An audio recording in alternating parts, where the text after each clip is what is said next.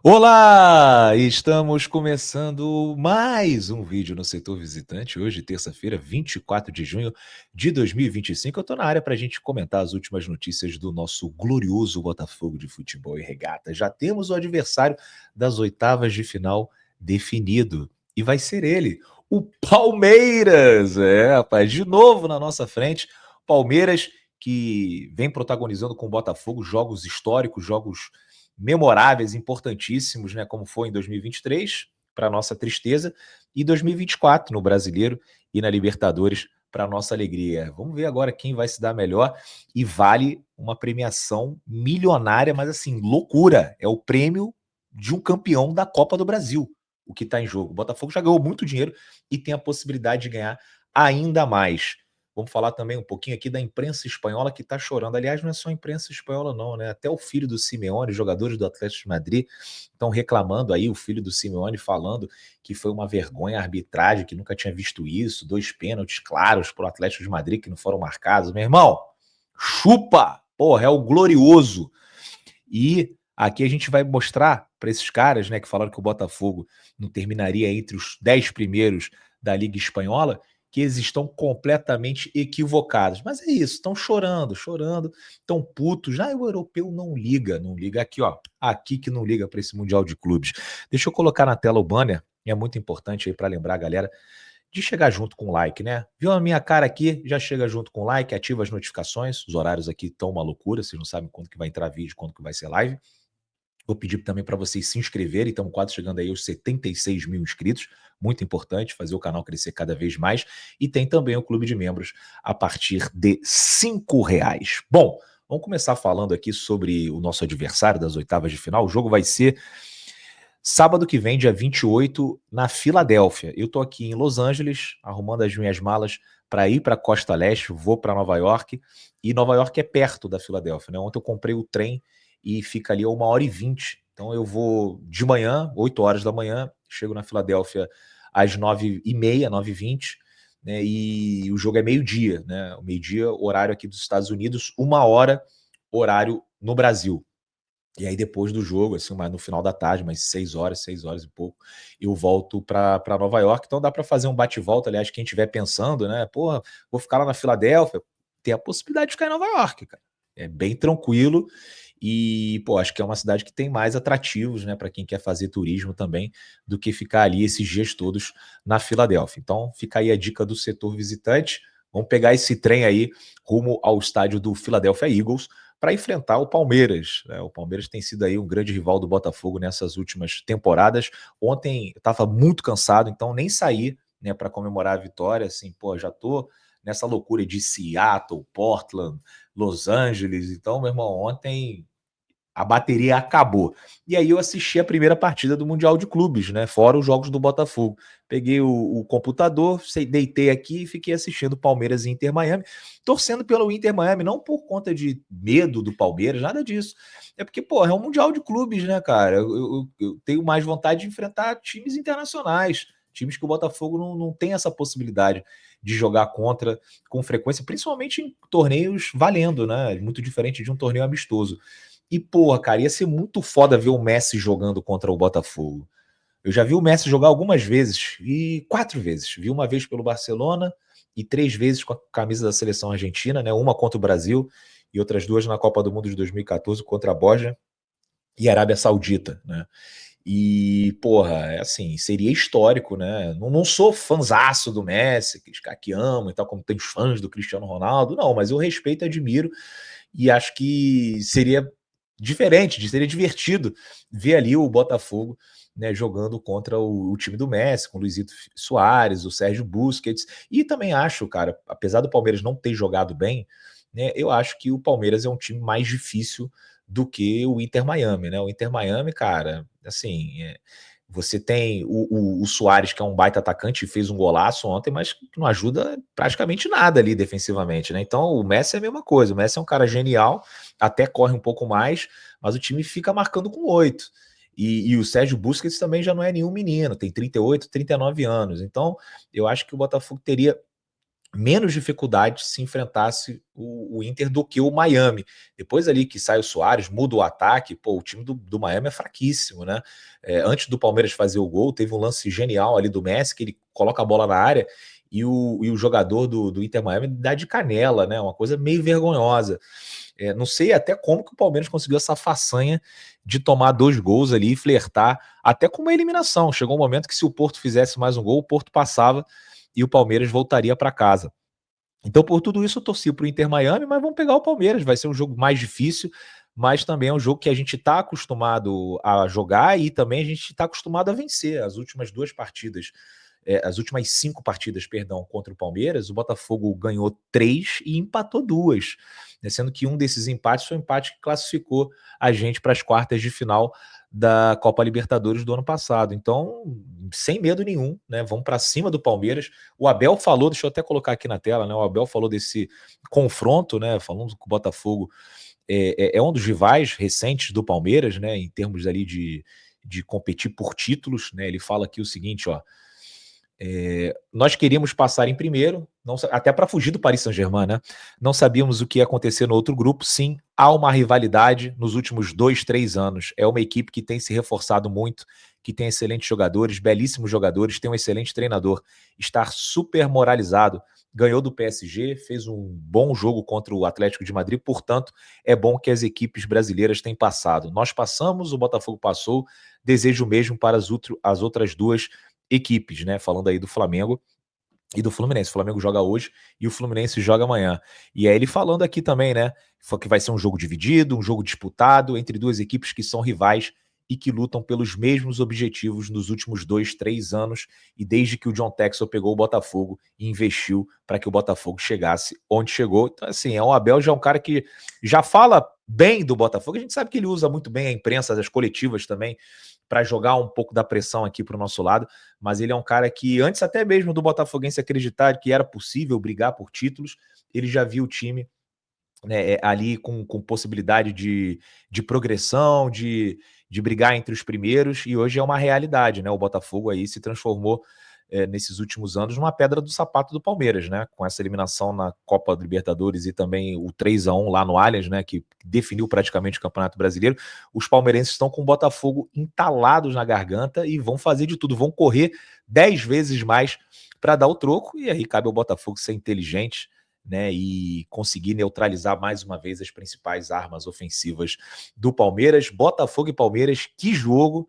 Tô muito ansioso. E esse jogo, gente, ele vale muita coisa. Deixa eu colocar aqui na tela, mostrar para vocês o negócio seguinte, ó. O Botafogo, ele já garantiu 41 milhões de reais com a vaga nas oitavas de final da Copa do Mundo.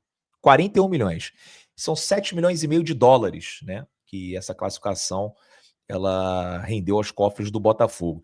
Com isso, o Botafogo já acumulou 26,7 milhões de dólares. São 146 milhões de reais. É muito dinheiro. 15 milhões pela participação e 4 milhões de dólares pelas vitórias sobre o Seattle Sounders e o PSG. Assim, é uma loucura. E aí, se passar para as quartas de final, você ganha mais 13 milhões de dólares. Se depois for para a semifinal, ganha mais 21 milhões de dólares. O vice-campeão ganha mais 30 milhões e o campeão ganha mais 40 milhões de dólares. É muita grana. E aí eu vou colocar aqui na tela, né, um tweet do Vitor Sérgio. Calma aí, deixa eu colocar aqui, ó, o Vitor Sérgio. Ele escreveu ontem para a gente ter assim a dimensão do que vale, do que está em jogo, né, essa vaga para as quartas de final. O prêmio para quem joga as quartas de final da Copa do Mundo é de 13,1 bilhões de dólares. Na cotação atual, cerca de 72 milhões de reais. No sábado, esse Palmeiras e Botafogo, além de estar entre os 8 da Copa do Mundo, ele vale a premiação de uma Copa do Brasil. No ano passado, o Flamengo faturou 93 milhões de reais na Copa do Brasil. O título, só o título, ter sido campeão, correspondeu a 73,5 milhões nos cofres do Flamengo. E aí ele tinha acumulado, né? O Flamengo acumulou ao longo do mata-mata outros 20 milhões. Então, assim, o título da Copa do Brasil, 73,5 milhões.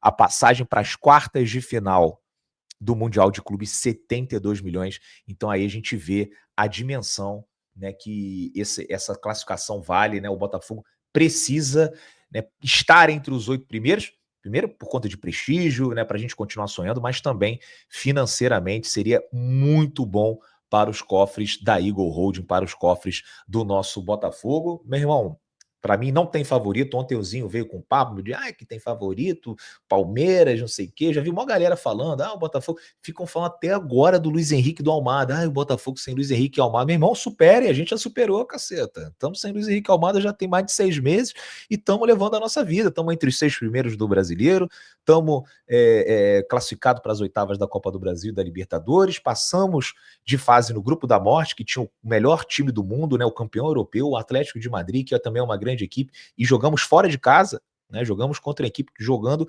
no seu próprio estágio, né, nem no país. O Flamengo vai pegar o LA, mas não vai ser no campo do LA.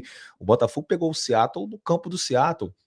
Então, uma classificação histórica sem Almada, sem Luiz Henrique. Superem, né? Pelo amor de Deus. Então, já tem muita gente falando aí que o Palmeiras é o favorito, que vai dar Palmeiras, etc e tal. Assim como também, né, na Libertadores, se o Botafogo passar pela LDU, o São Paulo passar pelo Atlético Nacional, já estão falando que vão dar São Paulo também. É impressionante como ninguém acredita no Botafogo aqui, né? A gente viu aí vários jornais europeus, né, jornais internacionais, elogiando muito o Botafogo, né, falando, né, dessa nova fase do clube, sob o comando do John Textor, falando do time no Copa do Mundo de Clubes, né, que, porra, tá jogando muita bola, né, tá defendendo muito bem, né, tá contra-atacando muito bem também. E a gente vê aqui no Brasil as pessoas continuam sem acreditar no Botafogo. É impressionante. Mas lá na Espanha, tá falando aqui, na Espanha a gente teve coisas boas, né? Teve o AS elogiando, falando de como o Botafogo defende bem, o contra-ataque como uma vespa, né? O Marca, o Mundo Deportivo, a gente viu muitos elogios também, não só ao time, como também a alguns jogadores, né? O Igor Jesus, o pessoal lá da Espanha não entendeu até agora como que ele não foi convocado nessa última convocação do Carlo Ancelotti. É porque não foi o Carlo Ancelotti, meus amigos espanhóis. Foi o Juan ali, né? Aí fez uma convocação um pouquinho mais clubista. Mas teve um jornalista espanhol, deixa eu colocar aqui na tela aqui, ó. Jornalista espanhol, Botafogo não ficaria entre os 10 na La Liga, seria a equipe do meio de tabela para baixo.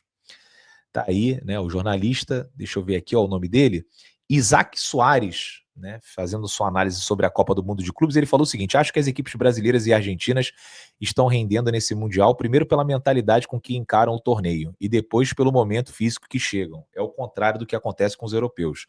Por isso estão surpreendendo. Acho que em condições normais, entendo que o Botafogo não estaria entre os 10 primeiros se jogasse na Liga Espanhola.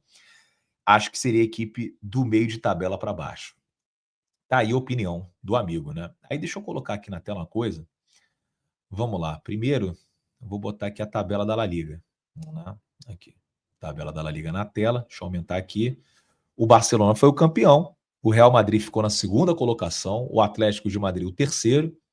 O Atlético Bilbao o quarto e o Vila Real o quinto, né? Esses eram 5 classificados para a Champions League. Depois a gente teve o Betis ficando em sexto, o Celta de Vigo em sétimo, o Raio Vallecano em oitavo, né, conseguindo aí uma classificação histórica para a Conference League, o Osasuna em nono e o Mallorca em décimo, né? Tem ali também Real Sociedad, Valência e Getafe, 11º, 12º e 13º. Bom, já viram aí, decoraram, né?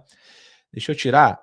E ontem, o Atlético de Madrid, antes da partida, né? Tô falando aí que os clubes sul-americanos encaram com outra mentalidade, né? Mas o Atlético de Madrid ontem, meu irmão, porra, tava que nem a gente lá na remontada, lembra daquele jogo do América Mineiro? Vai dar, a gente acredita aqui, ó, eu creio.